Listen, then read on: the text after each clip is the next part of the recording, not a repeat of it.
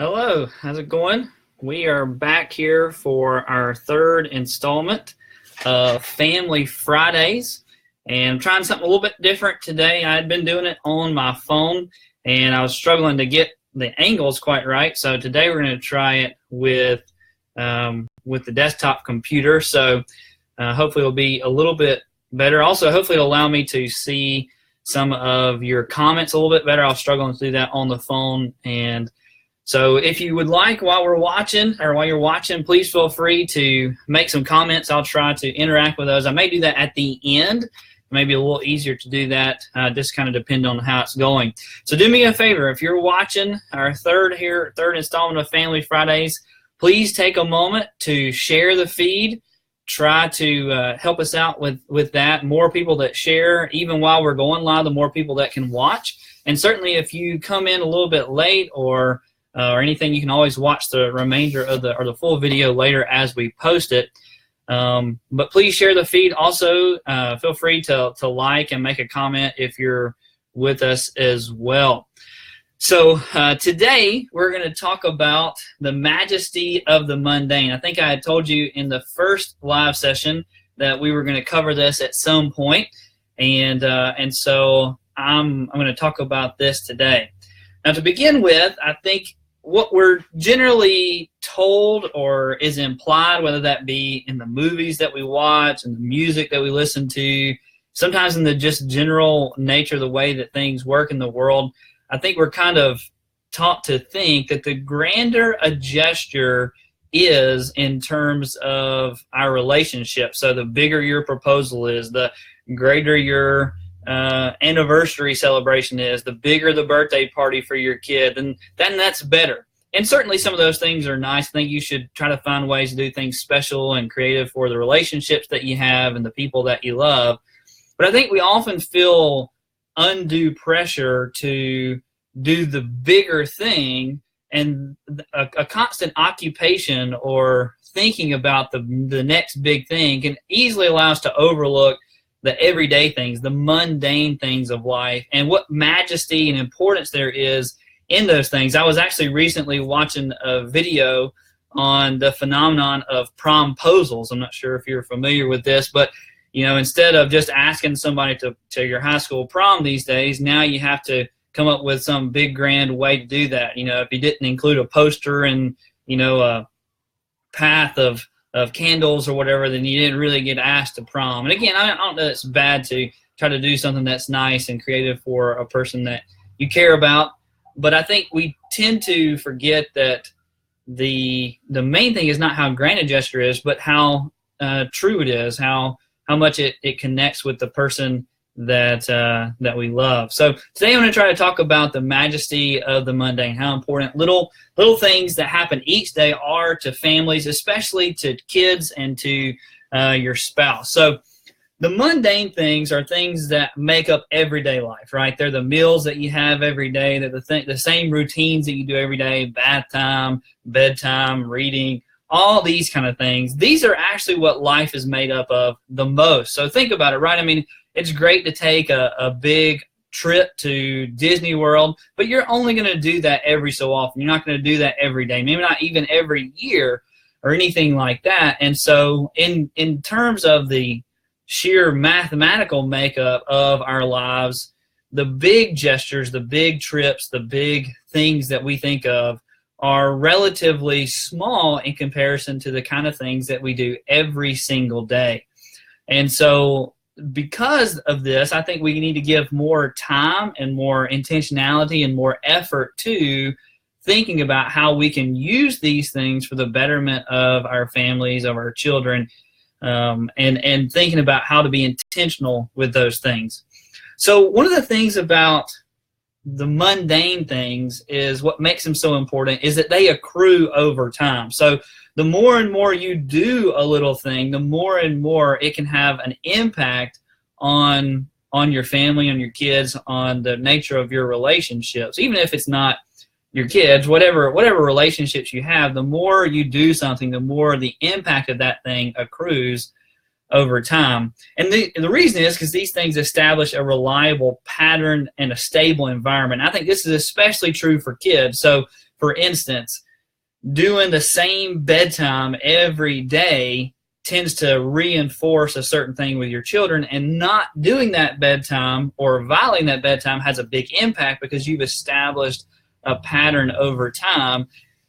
And the change of that pattern shows big effects because the impact of that little thing over and over and over again has accrued over time, established that pattern. So as I said, I think we need to be mindful and intentional about how we do little things and how they can have an impact. I'm going to give you an example here. I'm trying to provide a few as we talk about this in the next several minutes. But I think that one of the most important times that I have with our older son every day is the time when I wake him up for school until we get ready to go for school. So I wake him up about 6:45, and we leave for school somewhere around 7:15, 7:20 on a typical morning. And usually Noah, our younger son, is not up yet, or if he is, he's usually lags behind a little bit because he doesn't have to go to school till later. And my wife may be getting ready or something like this. And so he and I just have a few minutes to talk and to sit. And I fix him, a quick breakfast and help him get his clothes on and everything like that. And so I think these times are actually some of the most important times because, maybe we're reviewing spelling words or maybe we're talking about his day, but it's real honest and it's real genuine. And I think in all of these cases, right, that time, as small as it may be and as little as it may seem, it's not, we don't have grand discussions. We don't talk about what's the meaning of history and the purpose of the universe and all these kind of things, right? All we do is just sit down and talk about what's going to happen that day and what's going to be important for him and what does he need to do when he gets home from school and all these kind of things. But I think those moments actually have a bigger impact on him than even going to Disney World or, going on vacation or whatever it is. And so I think that those little things usually make a bigger difference in the long run than the bigger things. That doesn't mean that it's an either or. Again, it's not like we either do big fun things or things that are more grand in their nature, or we do little things. But I do think we do need to think intentionally about both. So I'm going to give you here a few. This is not in any way any kind of exhaustive list for all the little things that you can do that can make a difference over time. This is just a few things that I put together in thinking about this. And in fact, what I'm going to ask you to do is to share in the comments some other ideas that you may have about little things that you do with your family or in your relationships that make a big difference. So here we go. Here's a few things that I think can make a big difference, a few small things that can make a big difference. I already mentioned one, and that's simply conversation. And so conversation with your child changes as they grow, and certainly your conversations with your spouse or whatever are different than with your children. But I'm going to focus here mainly on children in this particular set. So I think one of the things that's often really hard to do in conversation is to really listen to your children, because one of the things about parenting is you're often telling your child, do this, don't do that, please pick up this, please quit hitting your brother with that, or whatever it may be. And so it's sometimes a struggle to really sit and have a conversation where you talk and they talk. And as you talk, they listen, and as they talk, you listen. And so we often are given to knee-jerk responses, or perhaps only listening halfway, or perhaps we even interrupt them as they talk. I know I have a tendency to try to interrupt and teach as they're talking rather than listening for a little while and then speaking in turn. And when I was growing up, we actually had a pastor. His name was Alan Hughes, and he was really great at this. I remember when we first started going to his church. Actually, this is where I came to know the Lord and whatnot. And he would, after each service, when a child would come out, he would get down on his knee at about the same level as a lot of the smaller kids and actually ask them, how's it going? Did you enjoy it? What did you learn? And so he got down on the level, looked us in the eye, and then listened to us as we talked. And we, of course, never had anything really profound to say, but I think that relationship was a good example of what it means to listen to a child, to appreciate what they say. So don't correct their grammar, when they're talking. Let them talk, listen to them, let them get it all out, and then, correct or teach or whatever is necessary. I think as your kids get older, one of the ways that this shows up is trying to get at what their day really is like. And so a lot of teenagers especially will say, oh, my day was fine. You ask them, how was your day? Oh, my day was fine. And I think you have to go beyond that. Keep asking questions. I mean, we don't want to nag and anything like that, but I think often we have to press beyond the rote examples. And I think this is a great way, for instance, to redeem a car ride. Some time that you have captive in the car, ask them questions. How'd you do on your spelling test? What did you do at school? Did you have a good day? What was it like? That kind of thing. So having conversation. The second thing, this is probably the most given advice to parents in terms of time to spend with their kids, but is reading. And but I do think it's an important thing to try to read with your kids. And of course, this goes beyond the need for literacy. I think that certainly want to read with our kids so they can learn to read and be able to be a lifelong learner. But there are a lot of benefits to taking time to read. I know as you have small kids, it's kind of a nice time to get to cuddle. And I think especially as they grow, you lose that cuddle time, a chance to just kind of love on them a little bit. And so reading is a great way. They're going to sit in your lap, you're going to read and have a good time together.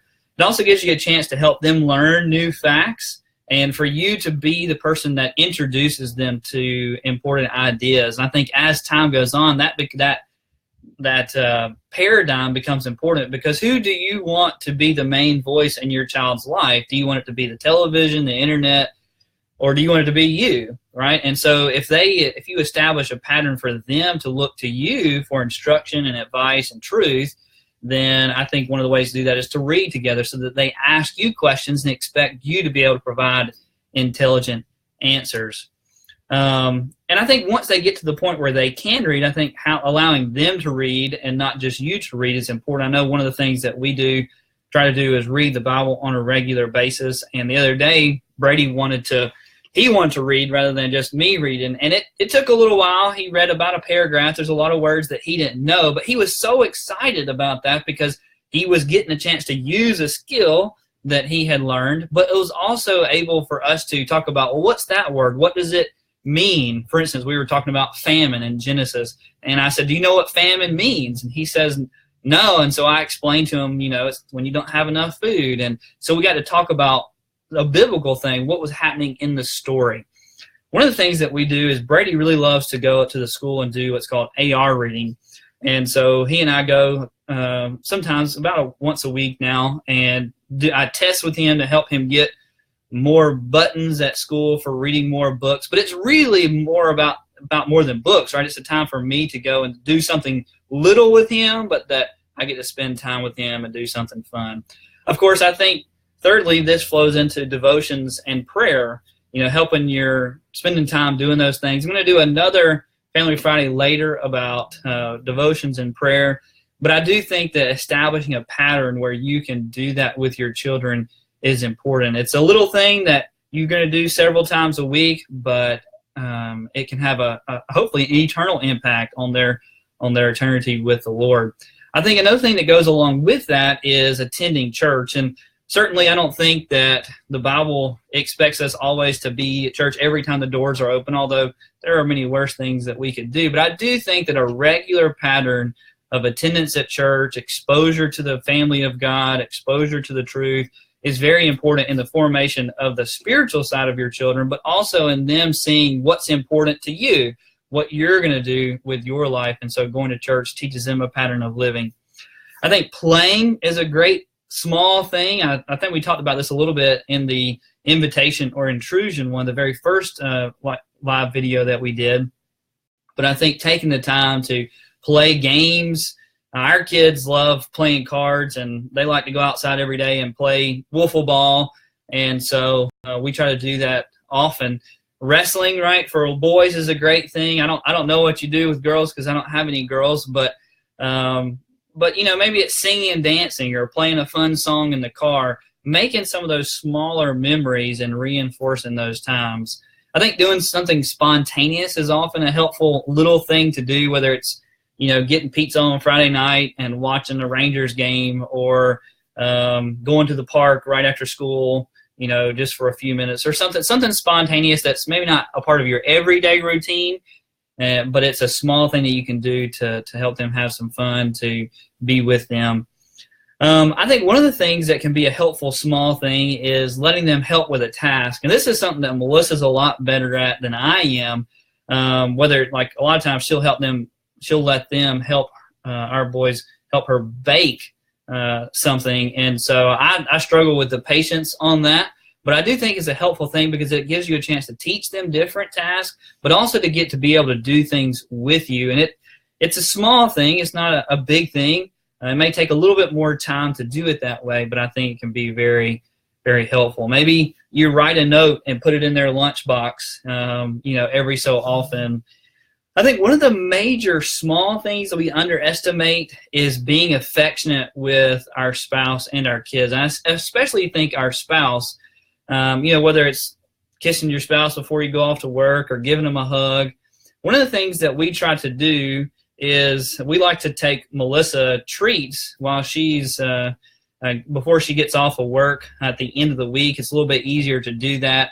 And we don't do it all the time, but one of the reasons that we do that, obviously we like to get a treat ourselves, and we want her to have a treat, whether it's maybe like a milkshake or something like that. But I want the kids to learn to take the model of that behavior and translate it into their own relationships, right? That people that we love, we think about ways that we can show them that we love them and that we care for them.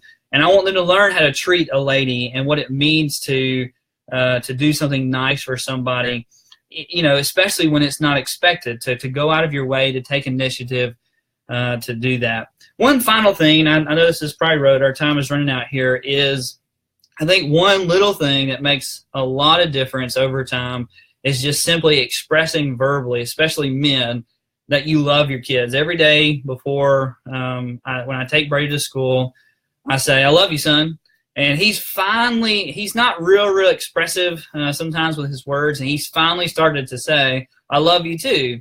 And certainly that become rote and ritual, but I think that doing that often and regularly, making it an attempt to actually express that, can be a very powerful reminder. And certainly it communicates that that we are taking the time, just a moment or two, to express the nature of our relationship, that no matter what, I love him and I love our family, and I'm going to do whatever it is to make sure that they're safe and we do what's right before the Lord.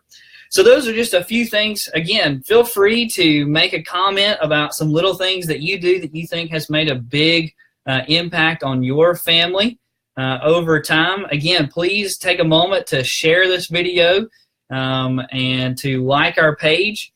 Feel free to visit us at fbcbonham.com, where you can find out more information about our church. If you happen to be a visitor, this is your very first exposure to First Baptist Bonham, then please take some time to look around our Facebook page and our website. There's some information there about what you can do as a first-time visitor.